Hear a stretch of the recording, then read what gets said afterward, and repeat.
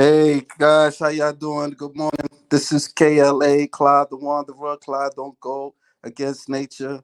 I have a special guest with me. Her name is Lisa Beth. I'm saying that right, right? No, it's just Lisa, but like you, Lisa Elizabeth is my Instagram. Lisa Elizabeth. Yeah, I was Yeah, going by your Instagram. yeah. So how you been? I'm good, thanks. I'm good. Okay. You're visiting New York, right? I'm visiting New York. Yeah, Okay. You're from England, if I could suppose to say. from the UK. Yeah, from the UK. Okay.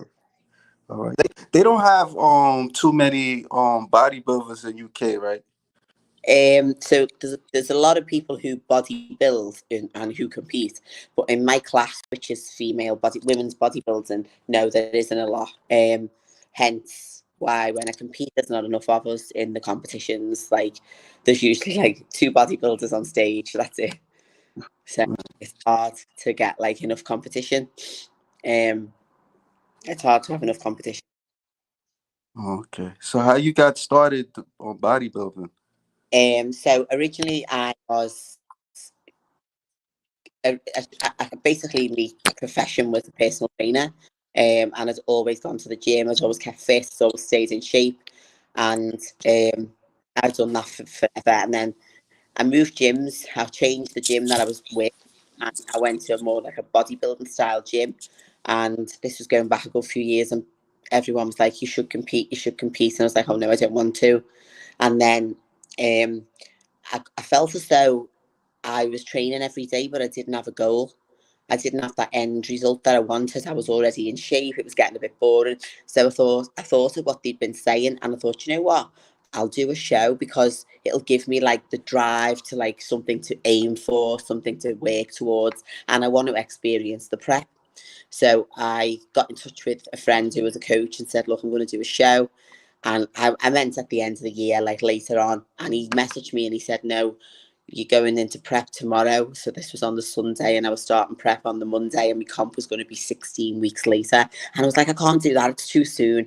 Anyway, long story short, I done the 16-week prep, and I won my first competition. Um, and that was 5 years ago. So now, and ever since then, I've competed every year and won every show.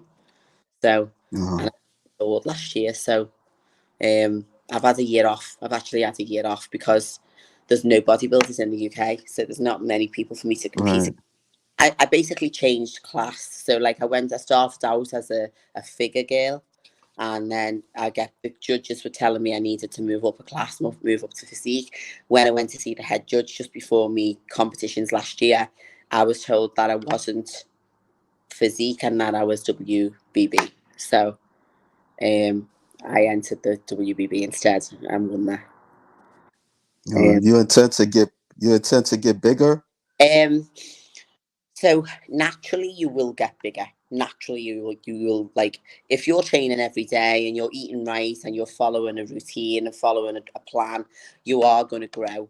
Um, my intentions personally, I wouldn't really prefer to be too much bigger, but if I'm going to compete, then size for the class I compete in is always good.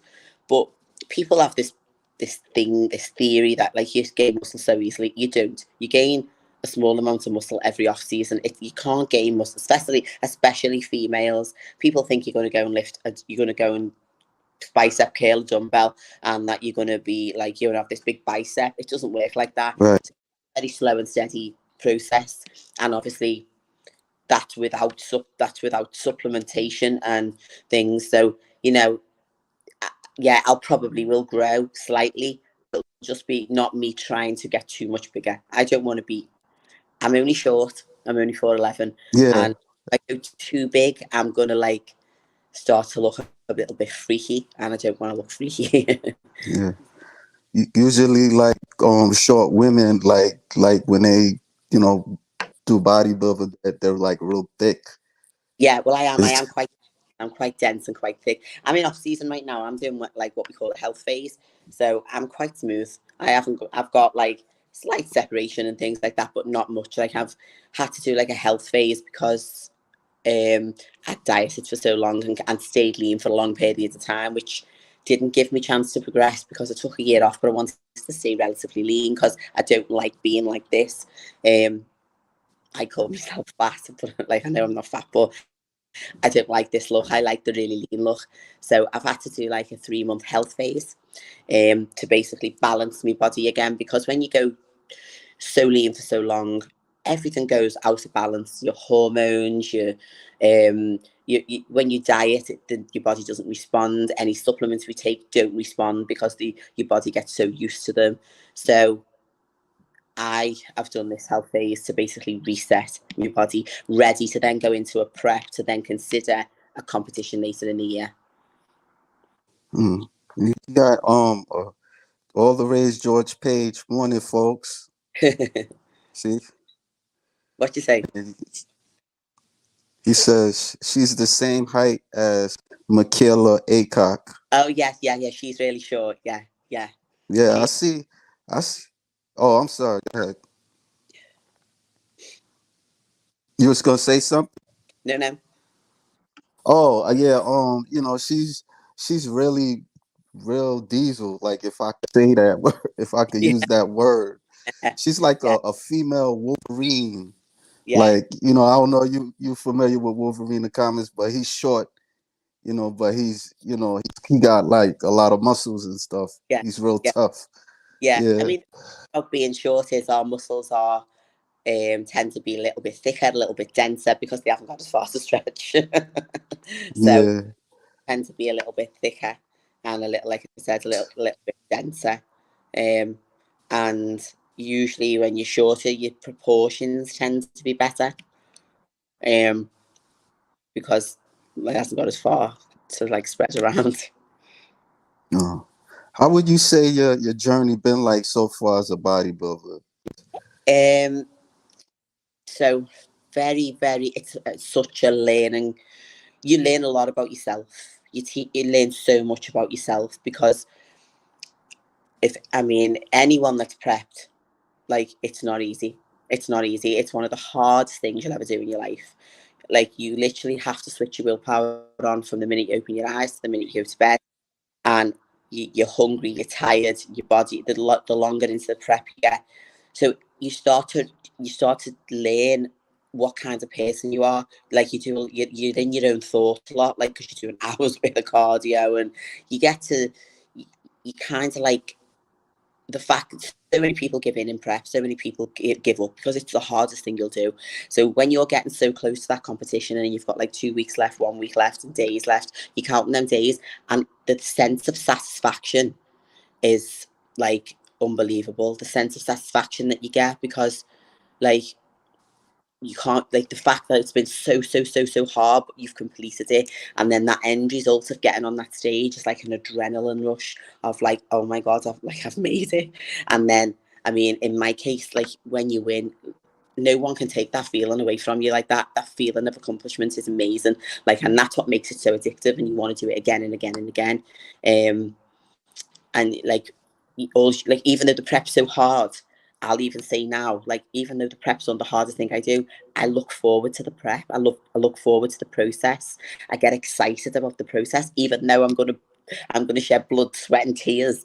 I still get excited for the process.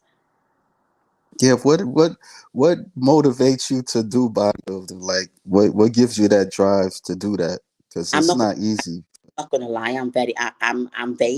I'm vain. I'm very much about what I look like aesthetically.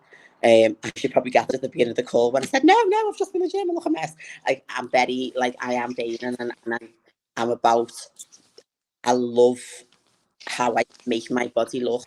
However hard the work is, I love being able to transform how I look.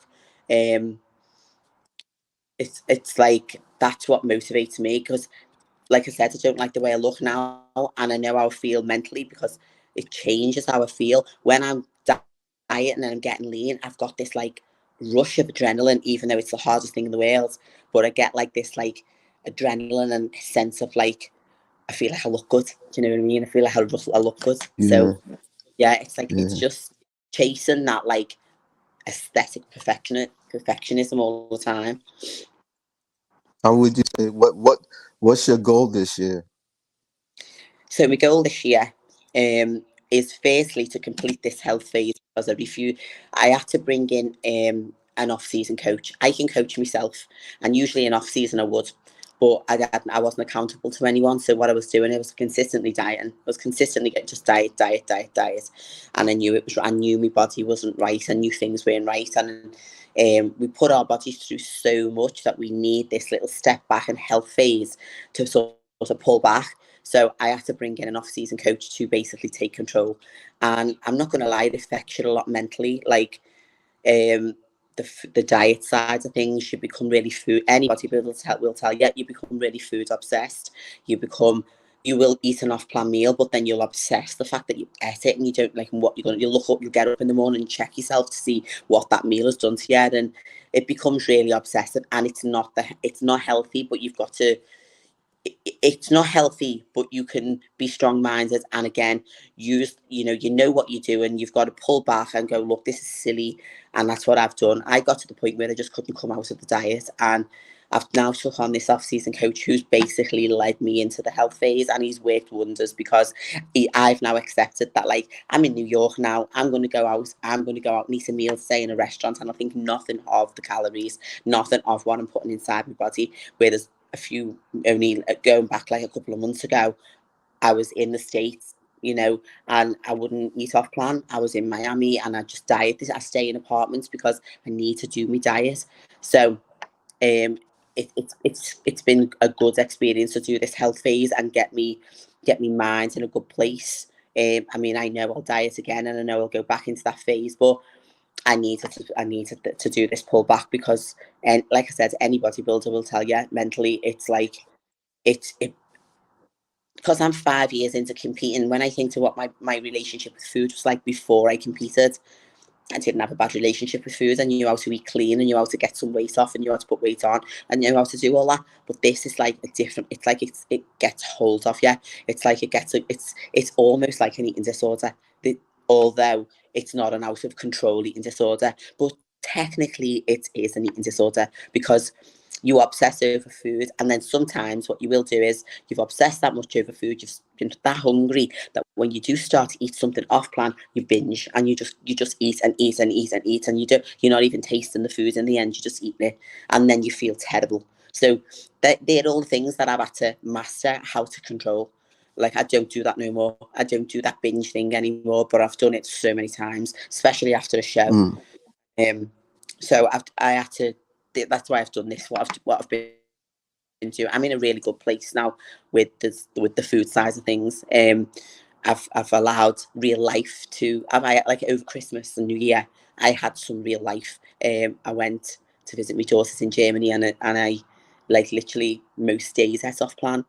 Um, because I needed to do that, because you become so obsessed. Remember, it's a day in, day out lifestyle. So I've just been to the gym now, I'm away, and I mean, everywhere I go, I'll still maintain the lifestyle. So you've got to just find some balance and allow yourself to do real life sometimes.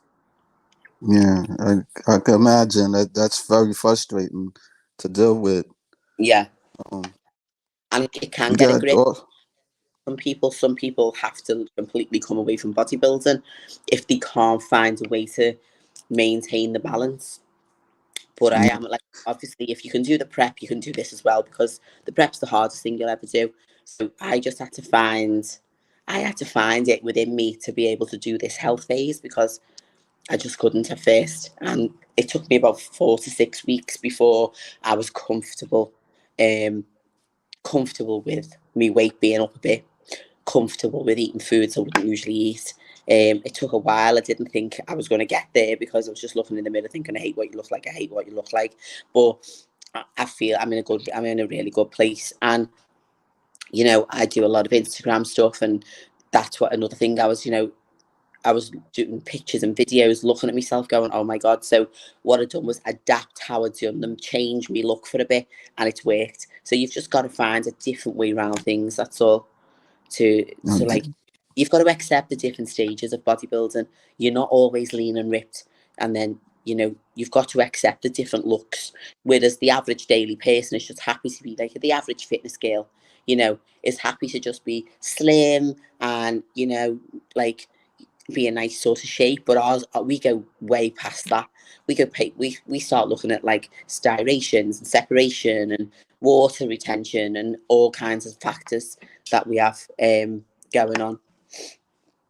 So I mean, like, so in other words, if you don't know what you're doing, like, you could hurt yourself. Like that's what I'm getting. You Like what like you could, like, if you don't know what you're doing, you got to know what you're doing bodybuilding, and then but you're gonna have like bumps along the road. you've got, yeah, you can't go into bodybuilding lightly. You can't go into it lightly. Um, I've learned it along the way. But like obviously now I'm more involved with people who you'll hear girls talking like I'm talking all the time. Because obviously not just me who I'm a bodybuilder, but you've got the girls who just do bikini and they still diet and they still their weight increases, then their weight drops and stuff like that. And you'll hear the way I'm talking about the food, the relationship with food side of things, you'll hear that getting spoken about so often. It's so common because especially like after you do your first show, you diet into your first show, all of a sudden you're like super lean with all these like you've got these abs and you've got like you've got no fat on you whatsoever, and then 2 days after the show you've ate normal, not like necessarily gone mad, but like you've ate some normal food, and all of a sudden you start smoothing over and you're like all that work and it's going. And that was when I done my first show, that was really, really hard because no one told me this. No one told me this was going to happen. I just thought I was going to stay lean. And it was a couple of weeks after, and I was looking in the mirror and I was acting me. I was going like fat, and I was like, I'm eating like. I was trying to reverse diet, but obviously I couldn't get a grip of the food mentally because I'd been so deprived for so long. I'd done like a 6 month in prep that year because I'd done extra shows, and I couldn't understand why all of a sudden I was putting this weight on, and I was like, all that hard work and it's all gone.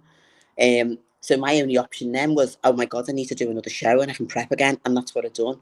And then the second time round, I knew what to expect. So I was like, I was ready for it. And each year, post show, I've got better. Like, so every year post show, you're going to go and eat some cookies and you're going to go eat some cake and you're going to have a burger, and everyone's going to do that, but don't continue it. You've got to go and maybe do it that evening after the show, but then reverse diet properly. You must reverse diet because, and every year I've got better at doing that, because what has happened is as soon as I get the taste for like the food that I haven't had, I think I'll just do another day where I eat some more. I'll do another day, and then a week passed and I ate everything in that week, and then obviously you start to go really watery and you start to blow up, and like I said, every year it's just a learning curve. Every single year you will learn something from the previous year that you won't do again. Mm. I don't know everything. I still don't know everything. I'm 5 years in. I've still got I've still got things to learn. I mean, I've been in the fitness industry for over 20 years, but the things I've learned from bodybuilding, the things I never ever knew, it's a different thing altogether than general fitness. It's so complex, and like you've got to have someone. Another thing is always have a coach that is like a coach that you 100% know has got your interests at heart. Your coach must be not like interested in making money. Your coach needs to be someone who's really concerned for your health, um, and not just interested in taking that monthly payment off you. Like they need to be a hand for you on show day. So on show day, whether you be in a different country and the time zone's different, that coach should be up out of bed and either be at the show with you. If you can't be at the show, on FaceTime too, you're checking you. And then at post show, looking after your post show as well, because that's the important part. But your coach is a massive part of it, like because your health is in their hands. Yeah, So how many coaches you would say you had? Like, did you had like one or? off. I started off with coaches who were just like friends in the gym first year, and they were great. They were really good. But what happened is I outgrew them. Um, I outgrew them. Their hearts weren't really in it because they were friends. So I moved on to a different coach, and then long story short, the pandemic happened and that coach wasn't coaching anymore. And anyway, I ended up going to a new gym. And I knew the guy who owned the gym, and I also knew that he's a big name in bodybuilding, Nathan Diasha, and he ends up coaching me. And he's amazing, he's brilliant. There's nothing he doesn't know.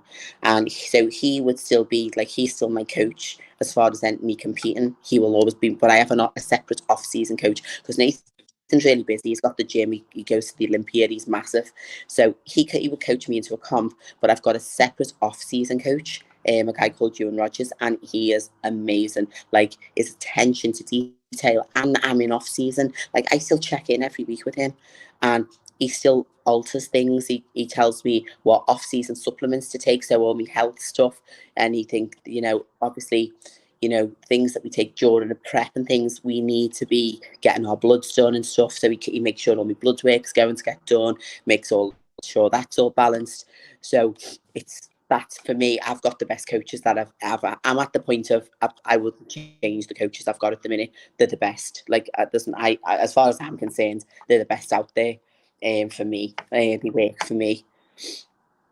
Like after your personal issues, dealing with your personal issues, what what you think you're gonna do this season? If So this season, I'm gonna go back from the States next week and see me coach, and we're gonna start the diet phase. So I'm gonna start the diet phase, but I'm not gonna like hit it head on. Like, we're just gonna slowly go into the diet phase, and then we're gonna sit down and look at some competitions. Now, ideally, I'll compete in the States. I've just got to find out the legal side, and if that's possible, and can I compete in the States, or do I need some kind of special permission? If I can't compete in the States, I'll probably compete in Europe somewhere, maybe Spain, maybe like, there's loads like European ones that I can do, but I won't be competing in the UK because there's nothing for me to do there. There's no one for me to compete against. So yeah, so we're probably looking at like the later sides of the year, like later the end of the year sometime, so that I can have a good run up to the show. Because obviously I've dieted. What should have been an off season, I was dieting, and I shouldn't have been.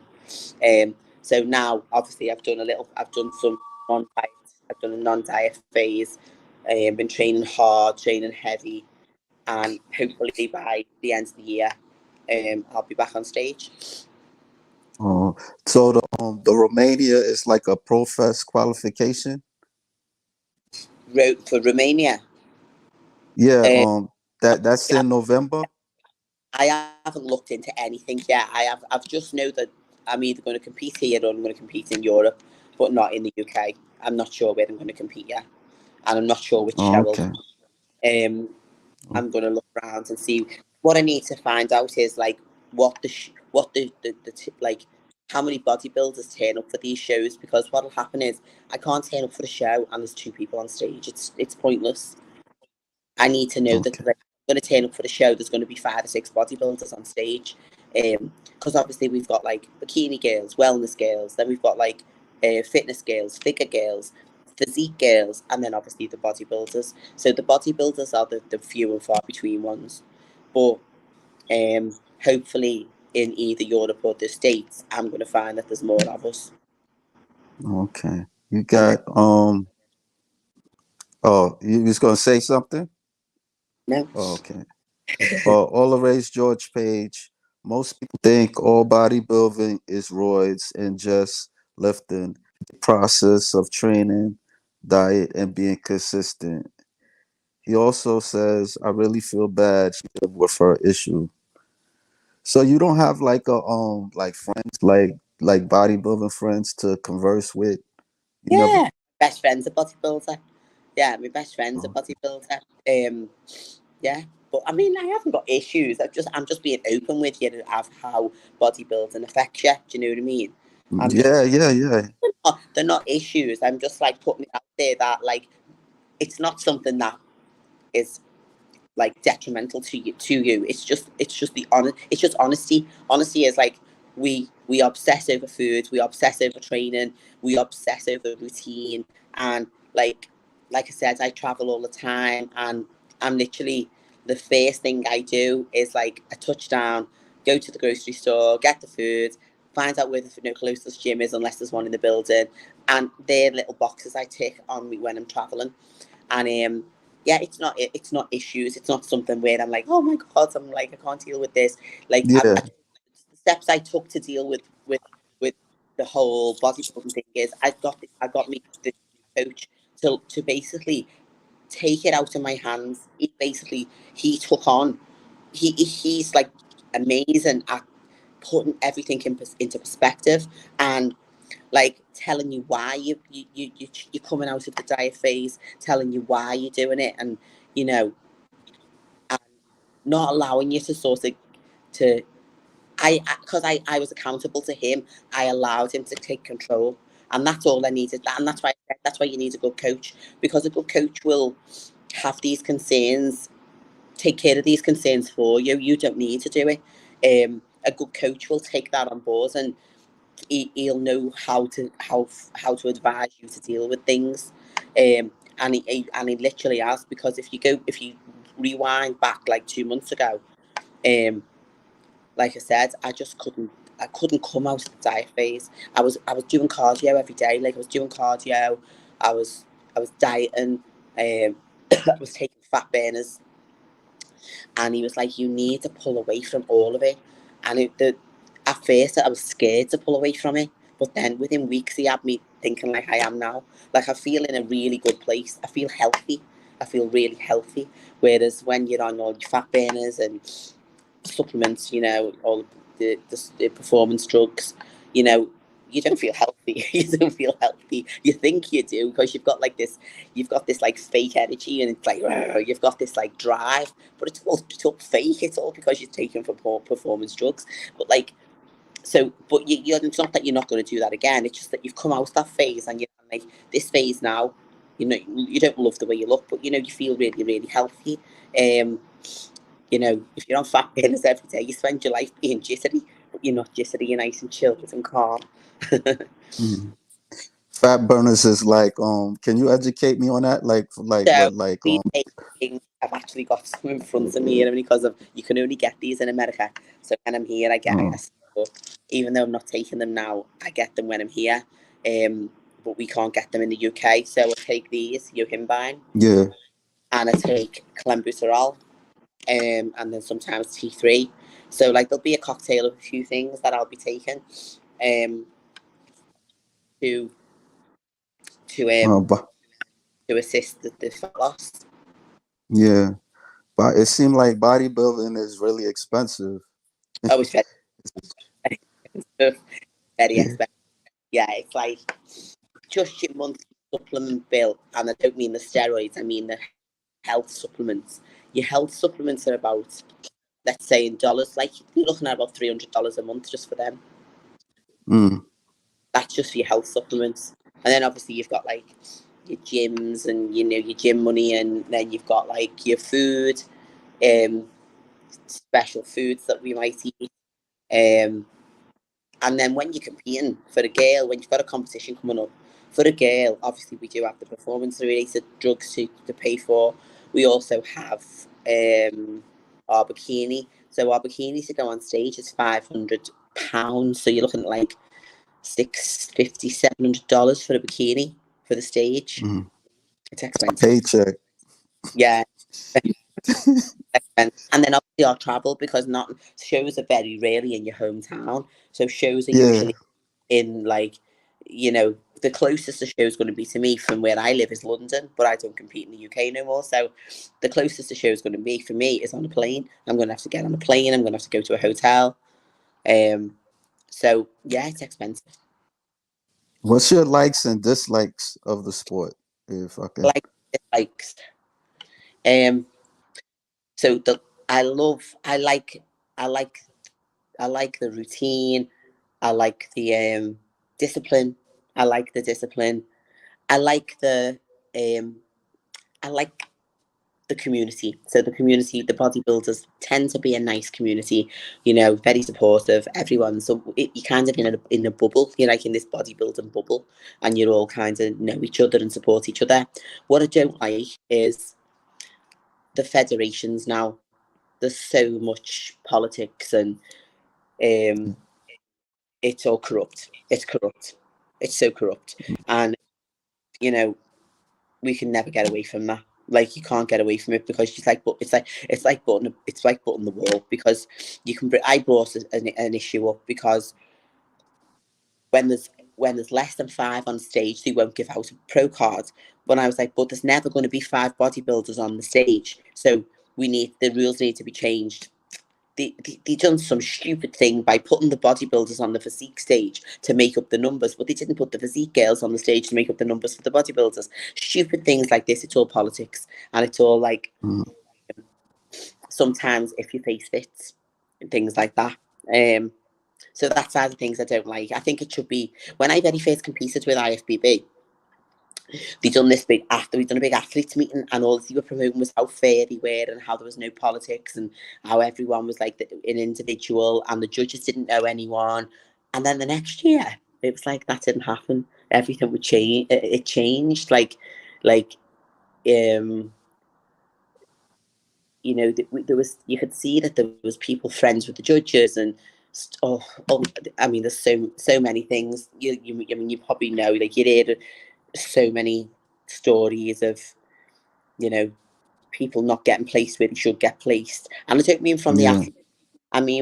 I mean like when you see reports in, like, you know, proper evidence that, like, there's no way this person should have not been placed or shouldn't have been placed so low, and it's that side of things I don't like, because what it means is that you could put all the work in, and like I said, we put a lot of work in, we put our life into it, to then get on the stage and not get fairly judged.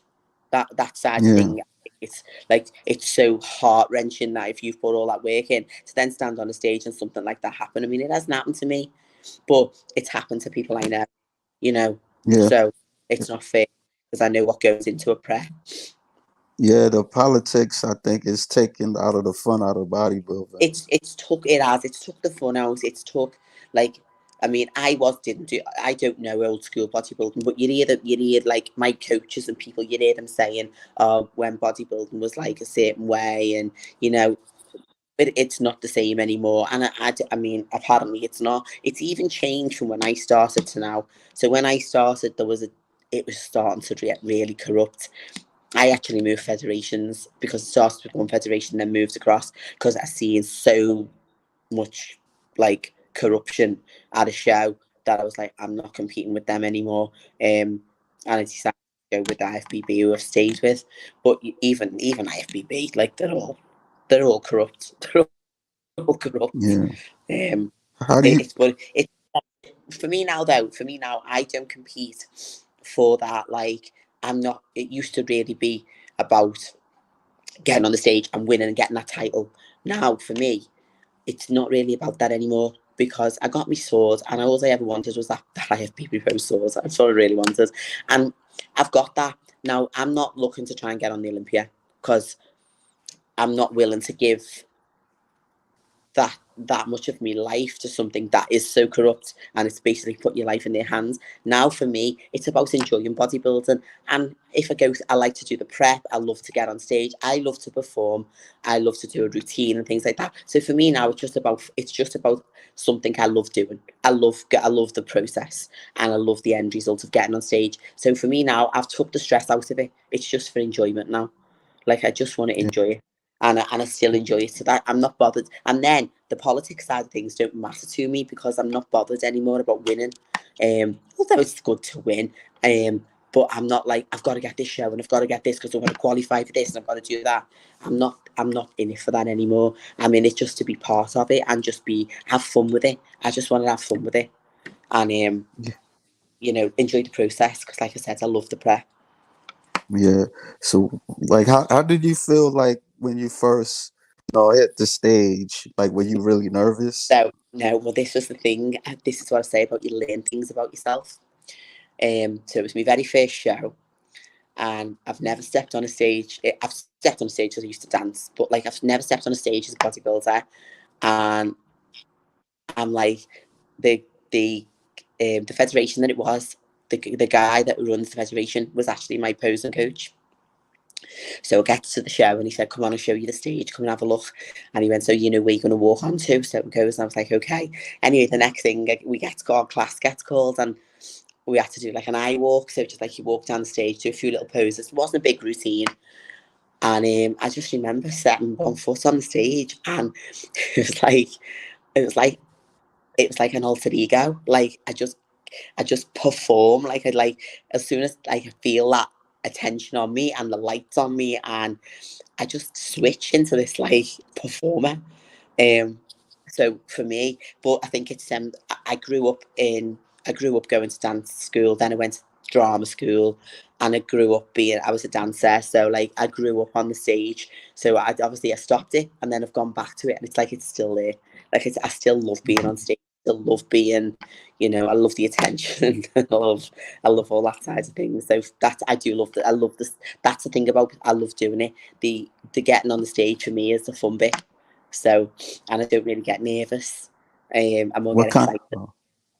What kind of dancer were you doing? Like, what kind of dances? I mean, what was you doing like when you were younger and stuff? When I was I was actually a ballerina.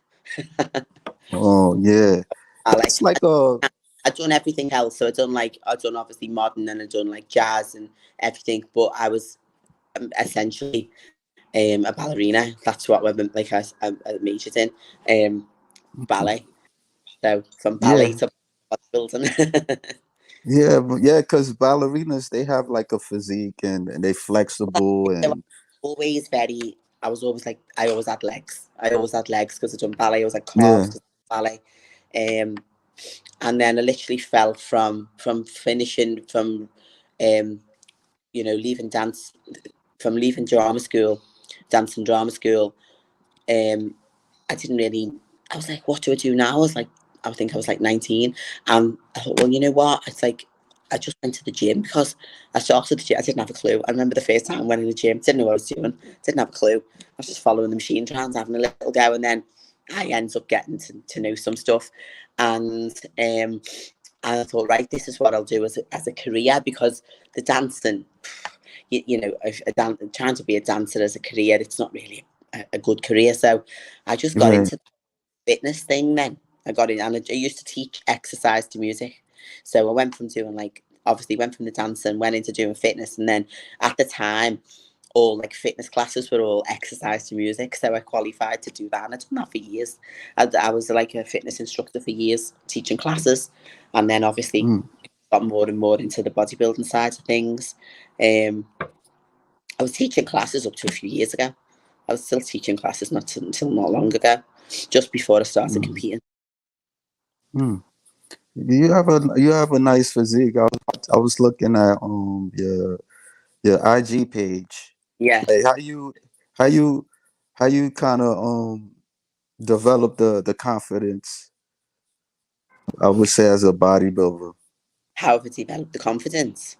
I mean, Um, like how yeah, like during like I mean when you just explain certain things, like how do you have the confidence like to do like photography and being on um, stage and so I think it's just something that, like, from a very young child, I've always been a bit of an exhibitionist and a little bit of a show off, shall we say. Um, I've always been loved being in front of a camera, being on stage. That's what I've always liked to do. And I'm not gonna lie, when I first started doing like the photo shoots and things like that, like not recently, but going back a while ago, I didn't have a clue how to pose. I didn't really know what to do. It's something I've developed, but through just practice, and just you know being able to like be in front of a camera and just move into poses rather than rather than the somebody telling you what to do, somebody saying stand like this, stand like that, do this. Now I'll just move around for the camera, and obviously I take loads of pictures myself with just like tripods on the phone, and it's just habit now. It's just like habit, because obviously your Instagram profile is what puts you out there. it's sort of like everyone's sort of point of contact, and it's like people buy into what you look like. And I used to really do it all for like the personal training side of things, but but it's changed slightly now because it's more photo shoot work. So me sort of look on Instagram has kind of changed, but again, it's just a progression of confidence because I just was doing it all the time, was constantly in front of the camera, constantly taking people, like I was doing photo shoots for people, like a lot of sort of muscle modeling, and it's just stemmed from there really. But yeah, I'm a naturally confident person anyway, because I know people who are terrified to be in front of like a camera on a photo shoot, but I was always pretty confident anyway. Um, Yeah. Oh. Now, what's some of the production that the photographer like companies you work with? so like the likes of Annie Ravesio, um, she does like Muscle Angels. So we do like it's just basically, you know, flex and shoots, but there'll be like slow videos of you flexing, um, things like that. And different a lot of muscle worship stuff, a lot of muscle stuff. And then sometimes just fitness photography, just fitness stuff where I'm just on a beach and it's being used for like various muscle websites and things like that. Yeah. It's just different stuff. And then obviously I do some fun stuff where I do like um POV boxing, and I'm not a boxer, but obviously because of me look, they'll use me for stuff like that. So I'll do like boxing stuff, wrestling, do like wrestling stuff. Yeah. So we'll I like was gonna yeah, I'll touch do you on that one. yeah, we'll do like wrestling stuff with like Sheena and things like that, and basically yeah, just various fun things really. That I mean, when I was first approached about boxing or wrestling, I was like, I don't box and don't wrestle, and like it doesn't matter because obviously it's more about what you look like, and you just sort of have fun with Right. it, you know. Right. So you just have to become a little bit more. You have to just be adaptable into different situations and different requests. Even the muscle worship stuff, I've had to get used to to know how to move and do stuff like, because I'll do like a normal shoot on the beach, but then I'll do the likes of muscle stuff, and it's all like, oh, you've got to be flexing a certain way and stuff. And it's just a lot, just all stuff that you learn along the way. Um, Yeah. I seen you on TikTok with Lisa Cross, and you Cross, yeah, guys were like, Lisa yeah, Cross. you got So, you um, guys were like doing various like she's videos and stuff like that. What's it like doing videos with her?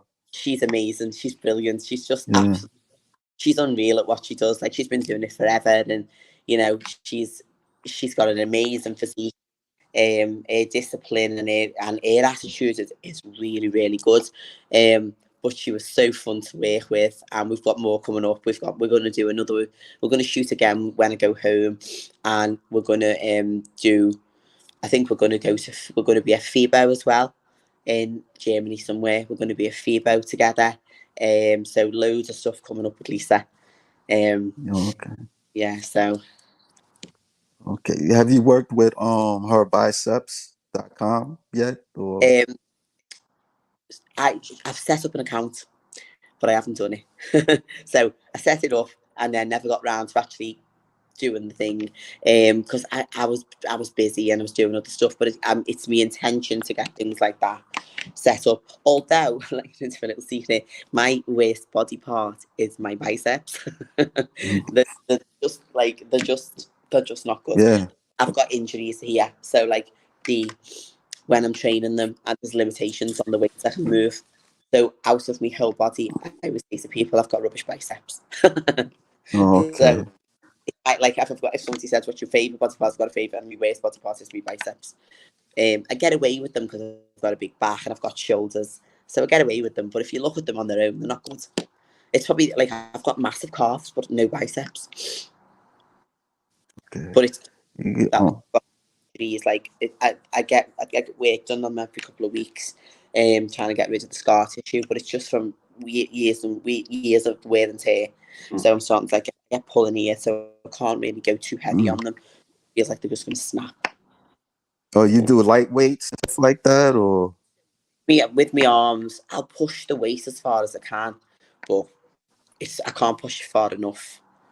I'm Right. making progress on them because I'm having work done on them, but it's going to be a slow process. So I'm having work done on the biceps now and training a certain way to try and get them to be able to. They're actually odd. So there's more progression on this side than there is on this side because this one's more injured than this side. Um, but yeah, it's like a slow process. Okay. You got all the Rage George page. I just follow her on social media. She has a nice body from her photos. And I think he also asks which is her best body part. My Did you best, say that already?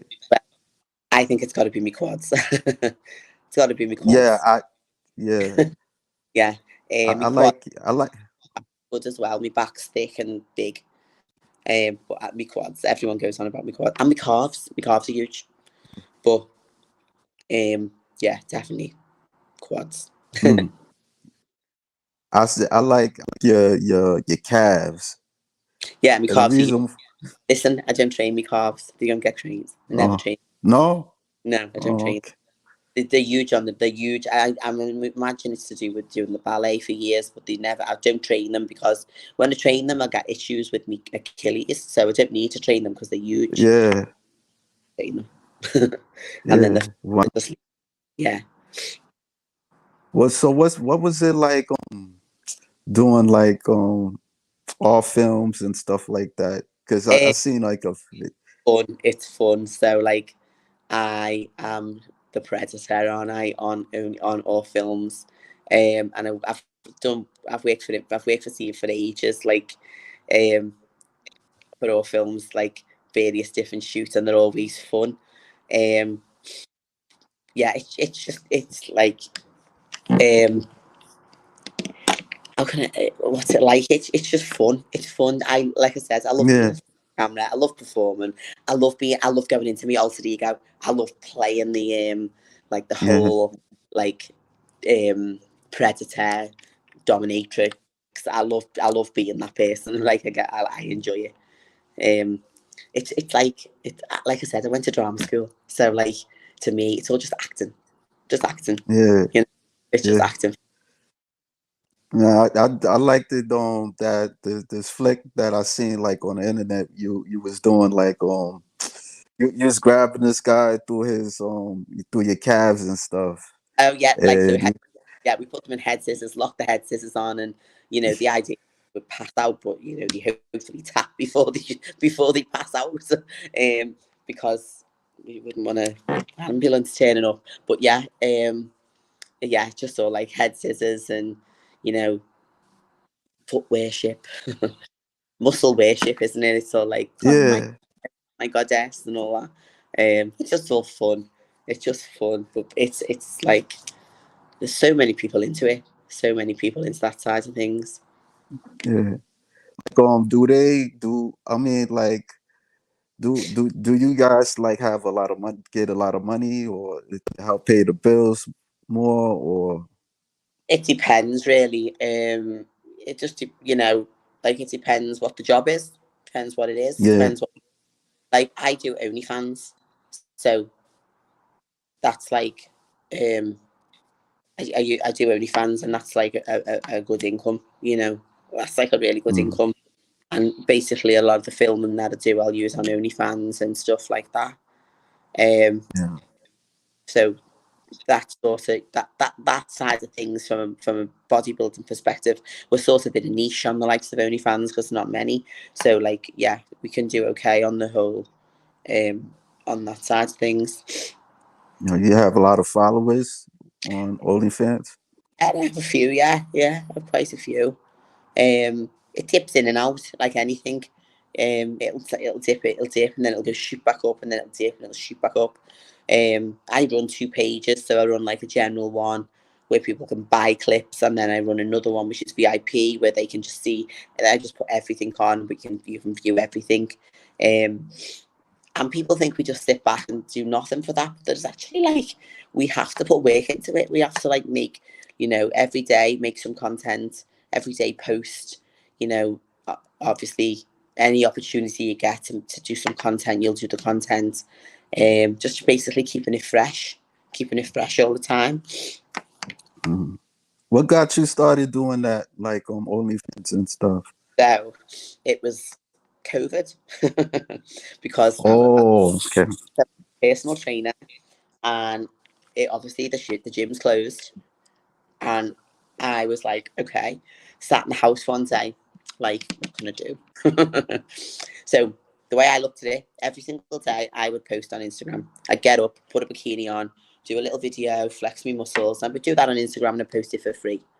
So I thought to myself, right, I posted a couple of little, what I would normally post on Instagram, I posted on OnlyFans. And within a couple of days, I'm sitting there not expecting anything. There was a few £100 in the account, and I was like, I've just posted my Instagram stuff here. Like, this is mad.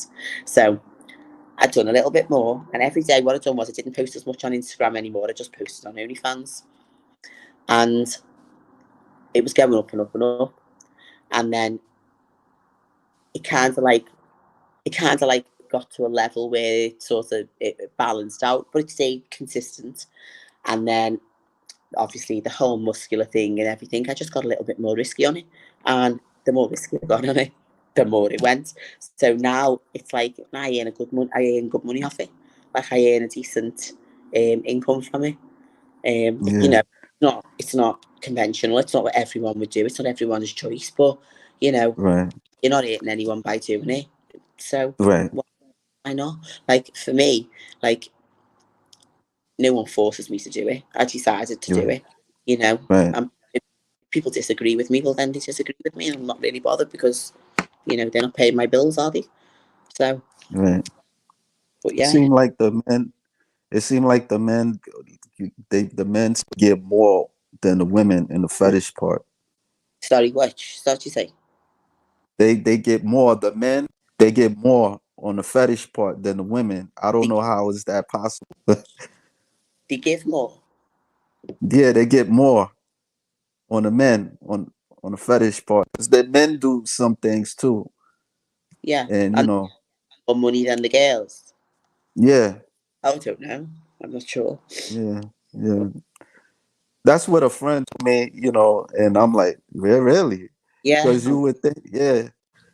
Because yeah, I mean, yeah, because bodybuilding, I think with the males, there's some down low, you know, people that they like men. yeah, yeah. Yeah, so It's well known that like if a guy goes onto OnlyFans and he sets up an account, if he puts like gay stuff on, then it's going to go massive. Like that's what they like. yeah, That's what it is. Like the men who just do your general normal OnlyFans tend to struggle a little bit because there's not much of a market. Um, with obviously for the likes of me, bodybuilding, it's a niche, but I tend to like mix mine a bit, so I don't keep it all like goddess and dominating. I don't keep it all like that. I tend to mix it up a little bit because obviously you want a wider audience, so you don't want to just right, keep the audience to the the submissive guy who wants the goddess to dominate him. Like you don't want to just be sticking to that. You want to be like you need to be a little bit more you need to sort of spread your wings a little bit further because obviously you're just going to get the same people on all the time. You want to attract should we say, the normal guys. yeah, you know, yeah. I mean, like, I, I kind of understand what you're saying. Like, you get bored and stuff, and do I mean like for like I would say, do you train like at least like to do wrestling or no. So basically, I've never wrestled, never ever wrestled. uh, But when it's done, like I got approached to do wrestling stuff, I was like, well, I'm not a wrestler, and what I've done along the way is I've done some wrestling with wrestlers, so I've picked things up. But the thing is, it's actually just fantasy wrestling. It's not serious wrestling. It's fantasy right, wrestling. So as long as you have got strength, and obviously as a bodybuilder, I've got strength. I'm strong. My legs like super strong. So if I've right, got the strength to wrap you up in my legs and lock you on, like even if the technique's not there, you're not getting away because I'm not going to let the right, strength. You're not going to be able to get away. So because I'm strong. right, Like I said, I've picked little things up off girls that I've wrestled, off the girls that I've wrestled with, but before that, I just winged it basically. I just winged it because you've only got to go on like YouTube and go type in leg scissors, watch the YouTube video. You know, Right. it's enough. It's not like it's not rocket science. Um, Right. but yeah, it's like so. Um, I just went to fell into doing that. Like, you know, I've never wrestled a day in my life. Never had a wrestling test. Yeah. I've Yeah. boxed. Box. I have boxed. Like I've done little bits of boxing, pad work and stuff like that. So I'm not completely alien to that. But um, Okay. boxing is the wrestling side is big on the whole bodybuilding thing where they want us to like leg scissors and um, things like that and like headlocks and stuff. Yeah. You got all the rage your pays, just muscle worship and fantasy isn't enough. I guess when he's talking about like entertaining people in terms of that. What they want, if that's all they're looking for. Yeah. Cause there's a lot of guys that they do like, on a DL, like on a down low, they like, you know, muscle women because of that a lot Listen, of time. listen. You'd be surprised at how many guys love muscular women but keep it a secret because Yeah, they feel yeah, that's yeah, not something they can put out there, and it's yeah, not for me to disclose. But you know, they've just got this. This is how they describe it, right? This story is so common. Now, this is not just one person. This is hundreds of people have told me, yeah, yeah. right? That they was, for example, here's an example. They're sitting in the classroom in what do you guys have when you're like, what grade are you in when you're like 13, 14? What grade? Like maybe fifth or You're in fifth grade, and for example, this is an example, and the teacher walks to the front of the classroom and they glance at her calves and she's got big massive calves, and all of a sudden they've got this fixation on this female muscle and they can't stop taking their eyes off the teacher's calves. That's one example. The other example is all their mates have got same age, grade fifth grade, and they've all the boys have got like Playboy magazine or whatever, and they've got a muscle magazine. You can't and they fixate. And the way they explain it is, it's not like how can they say to me, it's something that they can't get out of their head. So it's something they were born with. It's something that if they don't get their muscle fix, shall we say, they get like waked up and anxious and they're focused. They lose focus. They need that like every now and again they just need that connection with that female muscle. And this is not me saying this is what I'm getting yeah, told. This is how they explain that they need, it's something they can't, they're usually happily married with kids, and they obviously the wife doesn't know that they've got this obsession. Their wife's not muscular, but they've got this obsession that they can't leave, they can't ignore. um I've got one particular guy who says to me, I'm his therapy. And he comes about once, this is at home in the UK. He sees me and he says I make him a better husband, a better teacher, and a better father because before he found me and he basically come to worship my muscles, he didn't. He was so pent up about it that he couldn't ignore it, and it was making him anxious, and he thought he was a bad person for having these thoughts, and he felt bad. So now that he does something about it, he goes away and he feels relaxed and calm, and that's it, and he's okay. So he calls me his therapy. mm. Yeah. I mean, I would say my story's different because I growing up, I liked the Wonder Woman and the Bionic Woman because they Yeah, were strong. remember Jet off the Gladiators? Yeah, yeah. I used to watch that. I used to Yeah, watch. I used to yeah, watch. I look forward to looking yeah. at that. Say, oh, so like I seen Jet on Gladiators. Next thing my head just went. Yeah, So I mean it. There was a time where bodybuilding, I would say it was getting to that point of popularity a yeah, bit. It didn't. I don't know if it reached its full potential, but like the 80s, but mostly the 90s too. You would see him on talk shows. It.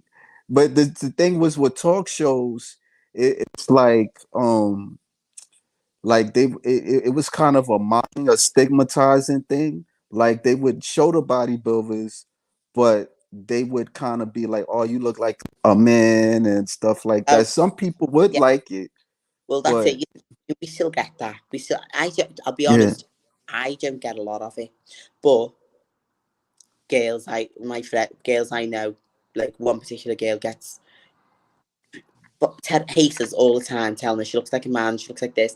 I don't get it. I've only ever had it. I can honestly say I've had about two messages or two comments. One was on TikTok and one was on Instagram where they put a message saying, so because people put all comments saying, "Oh, you look amazing, you look like this," and they've put like, "How can this be amazing? Like she looks like a man."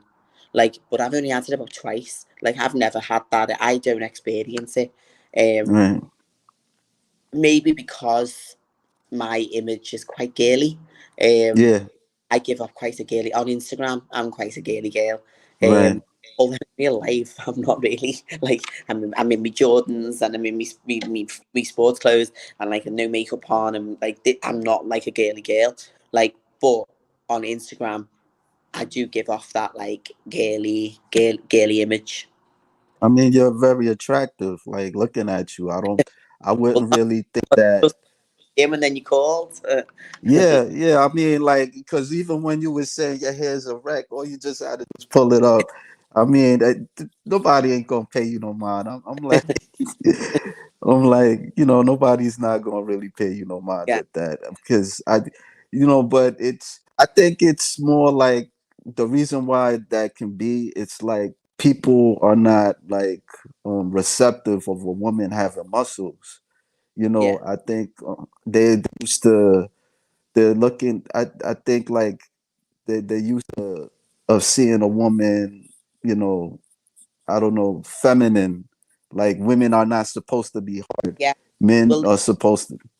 men usually find it intimidating. Most normal men, not like you're not your muscle worship followers, but like your normal guys, like most of the average guys in the gym, let's say, usually find it intimidating.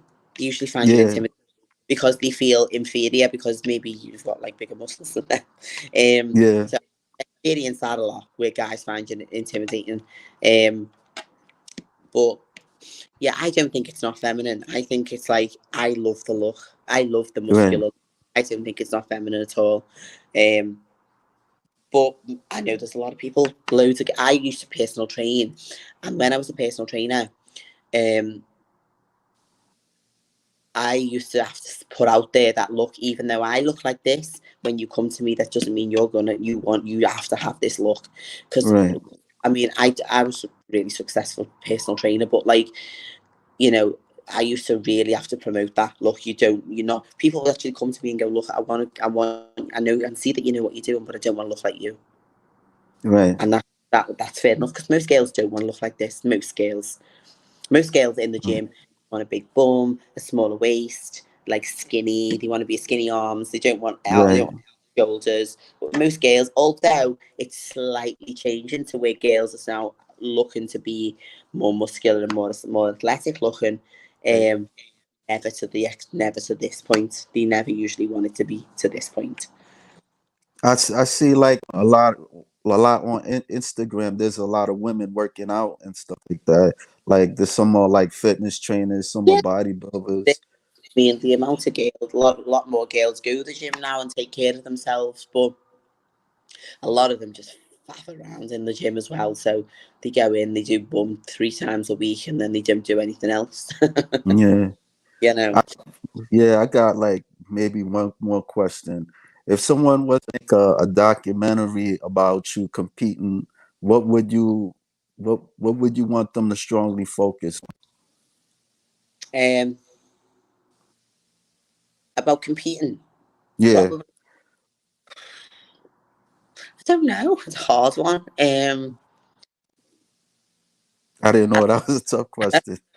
I'd like them to start. If it was a documentary, I'd like it to be like brought to light of the reality of bodybuilding and don't go into it lightly, that kind of thing, but also the fun side as well, like also the Yeah, fun. positives that you get from it, and what it, like I said at the very beginning of the interview, I said to you about what you get from, but like what you get to know about yourself. Like you Right. get you learn so much about who you are as a person. Like it teaches you so much, and it sounds mad, but you really really reflect on who you are, and like prep is so hard that like the fact that you get through it, you just sort of like you see yourself differently, you feel differently, like you feel like you didn't think you could accomplish something so hard. You don't realize like as a personal trainer, I know this. Like, it's so hard to get people to just eat a particular food every day. Like, to not eat off over what they should. So the fact that we do that for like 3-4 months to prep for the competition, um, Yeah. it is really really hard. And like, yeah, so that side of things, and then obviously, and then the fun side of actually competing, because too many people take it too serious, I think. um Yeah.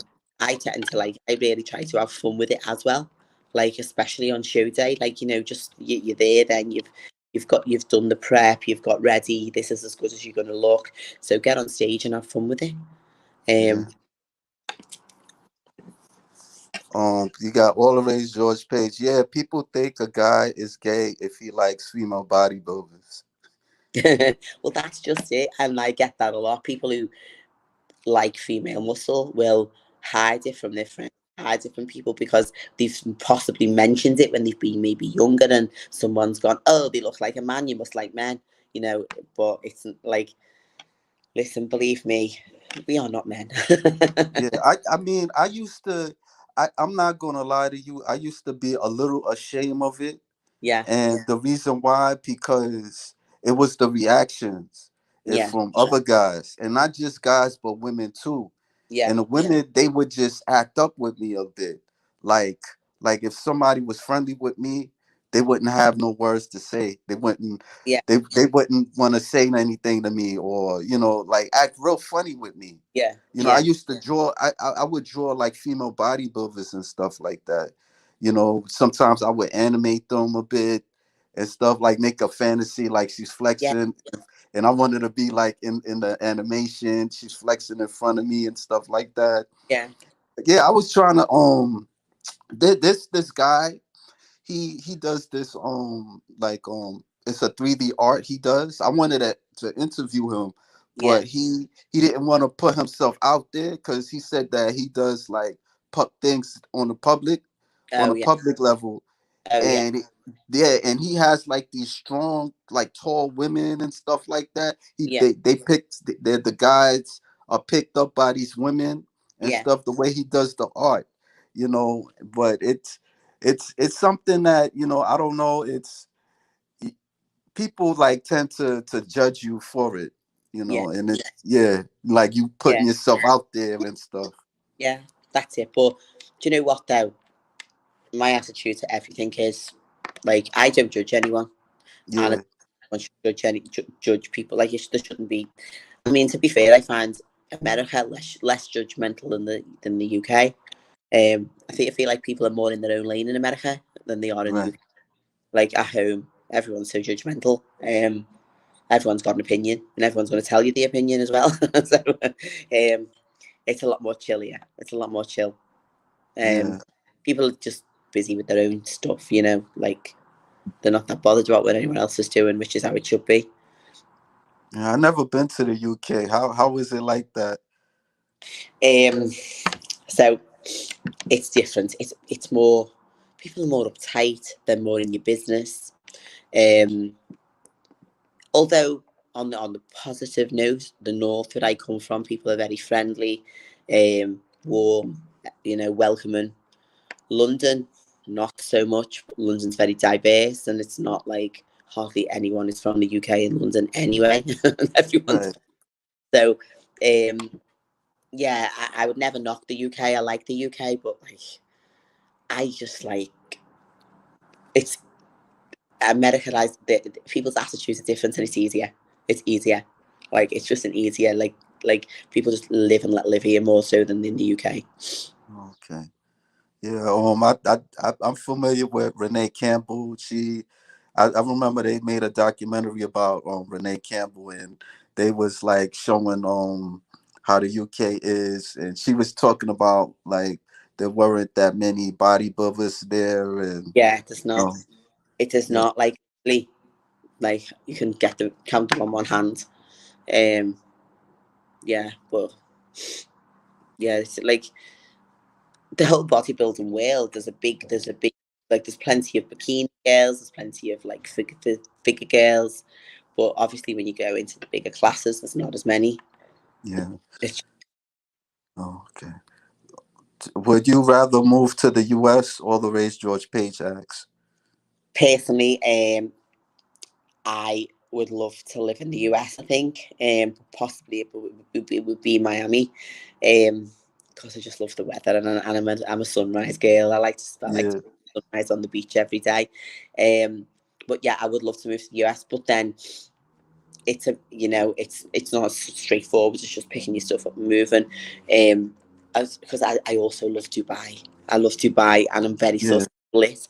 I don't think I'll stay in the UK. I don't think I will stay in the UK. I will be somewhere, possibly, if possible it could be the States. On the other hand, it could be Dubai. But I don't. At some point in the next couple of years, I will relocate. yeah. Um, I know. No, I was asking. I noticed that you do a lot of traveling through your pics. I yeah, see. yeah, because I like to travel around. Like I can do what I do traveling. You see, so um, it just sort of like falls like that. It's just how it's fell. Um, different things I do. I can do here, so it just makes sense. Yeah. To see loads of places. Health Ravino and many other female bodybuilders have moved to Dubai. Yeah, so I've got friends in Dubai, so I'm going to Dubai next month. Um, and I'll do some collabs with Nancy Jones. I'm friends with her, so we'll do some collabs and stuff. But yeah, Dubai's amazing. There's quite a few bodybuilders in Dubai, uh, Yeah. because it's easy to relocate to Dubai. To be fair, it's really easy. But it's so hard to relocate to the States. It's easy for us to relocate to Dubai. It's really easy. Um, Um, we don't need to. We can get the work permit and stuff really easy. Um, but it's cheap there. Is it in like? Dubai, no, it's not cheap. No, it's not cheap. It's just like it's not as expensive as here though. Like Oh, okay. if you go for your groceries here, it's like ridiculous. It's like really. So, for example, um, a jar of peanut butter is £2.70 at home. It's $12.99 here. Mm, Like it's £12.99 here and £2.70 at home. How do you even? How does that even figure? Like so, like Dubai is probably a little bit more than the UK. Um, but it's an amazing place. I love the Middle East. The Middle East is so good. It's nice. there was this show. There's a show called The Real Housewives of Dubai. Yeah, I've watched it. Yeah, I look at Housewives a bit, Yeah, guys. You know? yeah, I've watched. Yeah, Yeah, yeah, the only issue I'd have with going to say it would be living in Dubai would be in being so far away from here, and I yeah, hear a lot. So like I'd have a really long flight on my hands. Uh, yeah. but yeah, Yeah, that's the only thing I know about Dubai. Then they have like this tall building or something, yeah, and it's like you walking through it, and it has like a glass on the floor or something like uh, that. Beige in the Beige Yeah. Khalifa. Yeah, I'm like yeah, easy. that. Yeah, so Wow, good. that's it's kind of like intimidating, but it's a bit fascinating. Like them tall Yeah, buildings. yeah, yeah, yeah. So I love Zap and Siren. They were competitive bodybuilders. Who? That from the American Gladiators. I'm not sure. They had like the women, like they had Zap. I think her name was Tyler George Page. You text the name or the real names of the American Gladiators if you can. But they were like the women. I think one I forgot her name. Tanya Knight. Yeah, Tanya Knight. I think her name. Tanya Knight was Zap, Yeah. And Siren, I forgot who was Siren. Anyway, Yeah. but yeah,